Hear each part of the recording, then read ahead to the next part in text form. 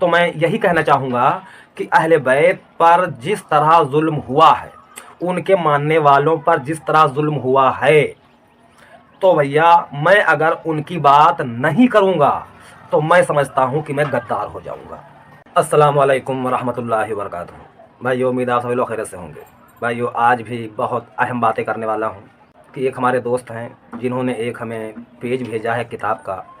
उस किताब में अहले सुन्नत के जो एक मशहूर इमाम हैं, इमाम शाफ़ी रहमतुल्लाह अलैह, उन्होंने अहले बैत के बारे में जो तारीफ़ की है और अहले बैत से बुग़्ज़ रखने वालों के बारे में जो बातें की हैं, तो इन बातों को सुनकर अहले बैत से बुग़्ज़ रखने वालों के गुस्सा आ सकती है। जो मोहब्बत करने वाले हैं वो तो खुश होंगे। तो पेज मैं पढ़ूँगा। उससे पहले एक बात मैं आपको बताना चाहूँगा।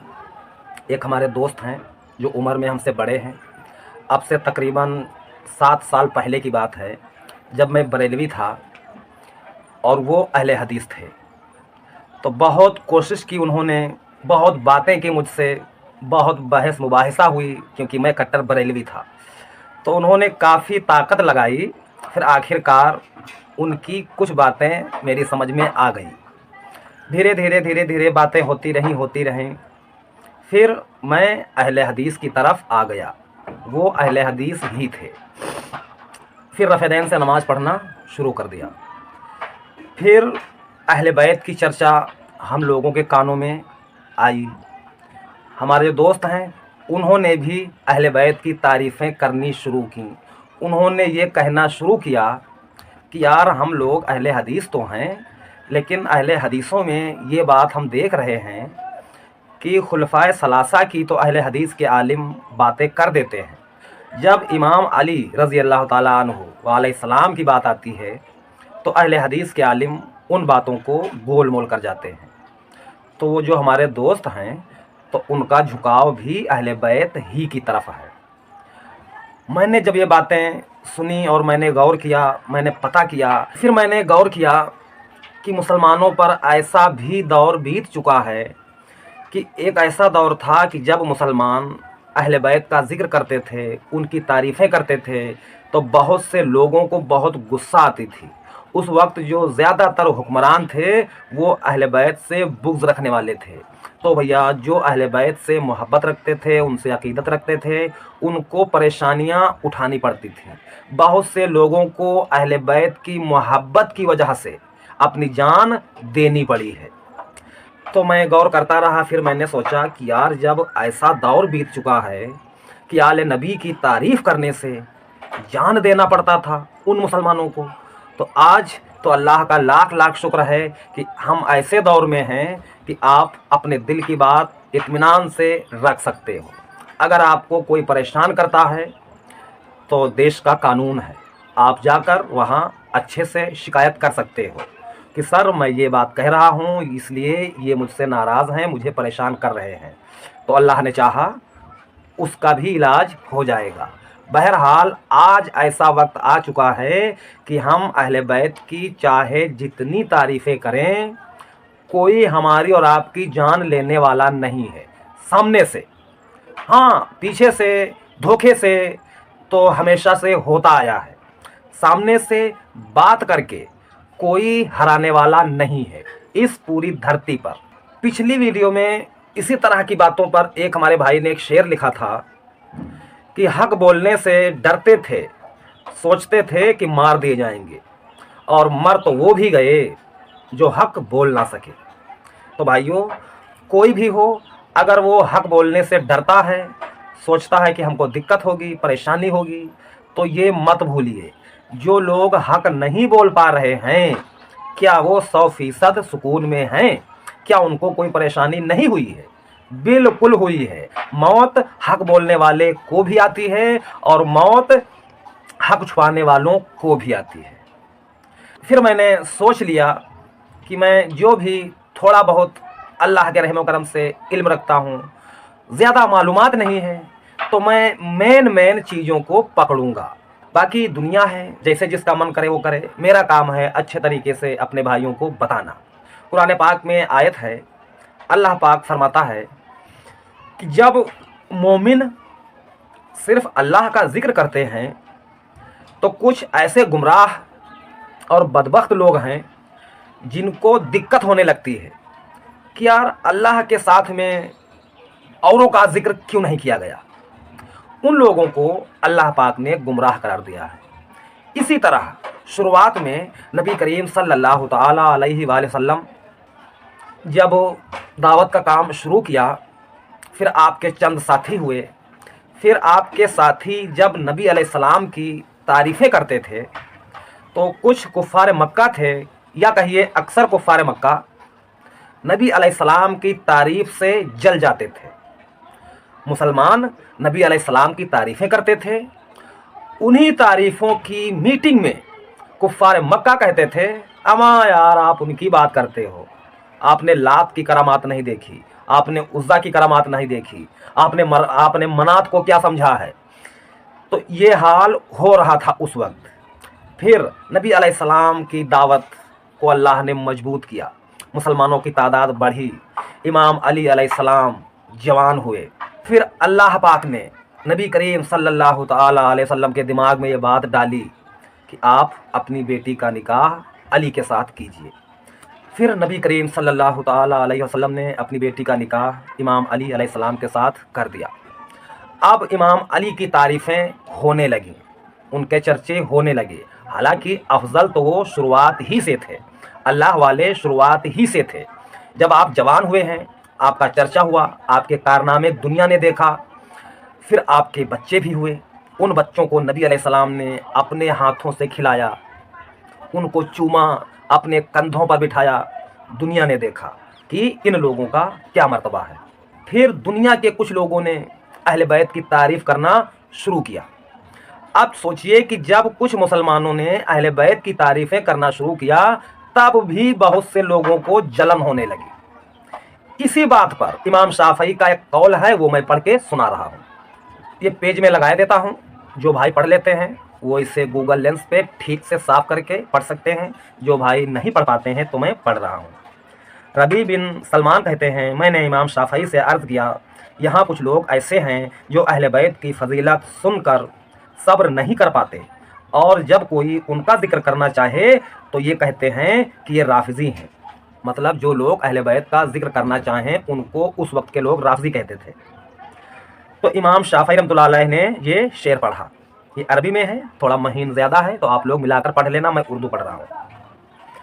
जब किसी महफिल में मौला अली करमुल्लाह वजहू और हज़रत फ़ातिमा ज़किया सलामुल्लाह अलैहा और उनके दो बेटों का जिक्र किया जाता है तो बाज़ लोग दूसरों का जिक्र छेड़ देते हैं। बस मैं यकीन कर लेता हूँ कि बेशक ये रंडी की औलाद हैं।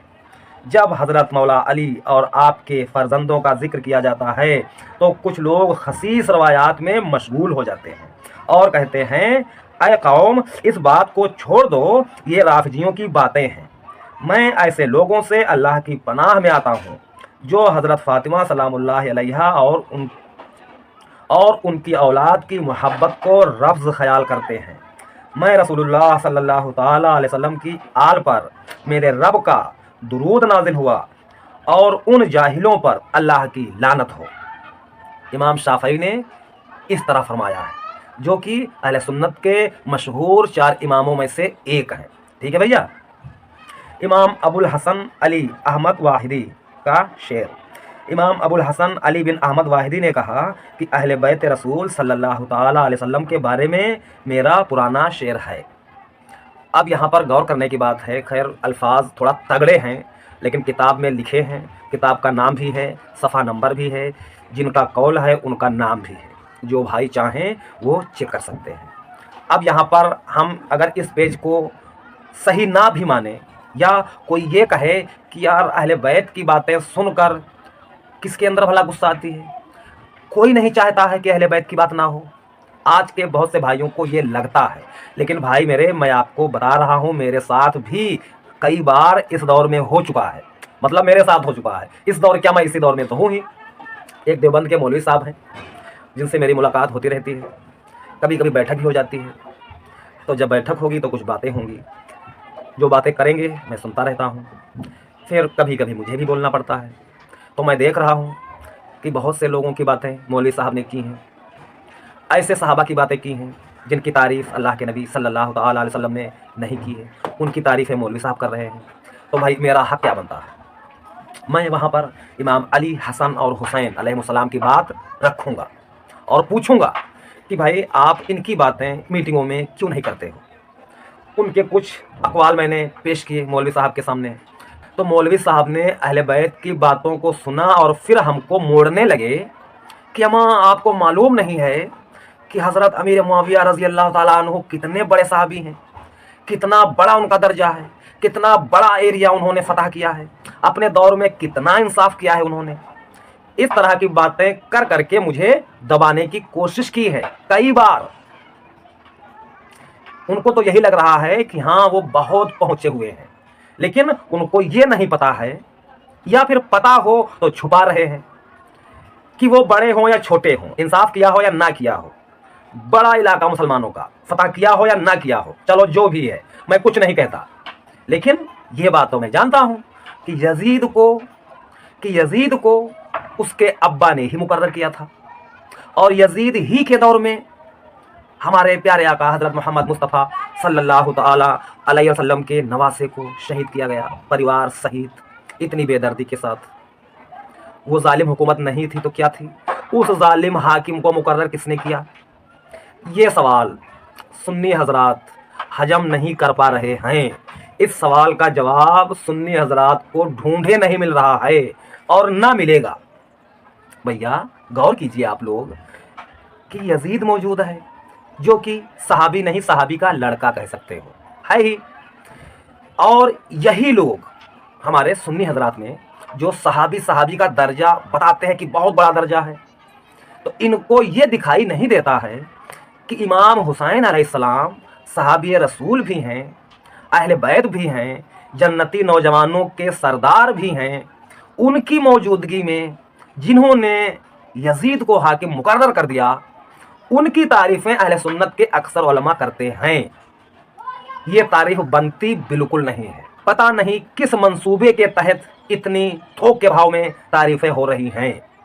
तो मैं यही कहना चाहूँगा कि अहले बैत पर जिस तरह जुल्म हुआ है, उनके मानने वालों पर जिस तरह जुल्म हुआ है, तो भैया मैं अगर उनकी बात नहीं करूँगा तो मैं समझता हूँ कि मैं गद्दार हो जाऊँगा।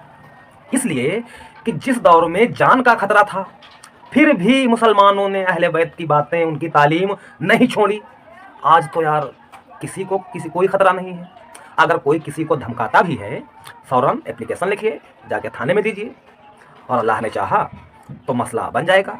और जो अल्लाह को मानता है, रसूलुल्लाह को मानता है, अहले बैत को मानता है और मुखलिस सहाबा को मानता है, ये 4 स्टेप हैं और ये सब सीरियल ही से हैं। जब जिसका नंबर है उसी हिसाब से मैंने कहा है। इनका मानने वाला किसी मौलवी से हार नहीं सकता है, ये मैं गारंटी देता हूँ। मानने का तरीका अगर सटीक है, मतलब गुलू ना किया जाए, हद से बढ़ाया ना जाए और घटाया भी ना जाए।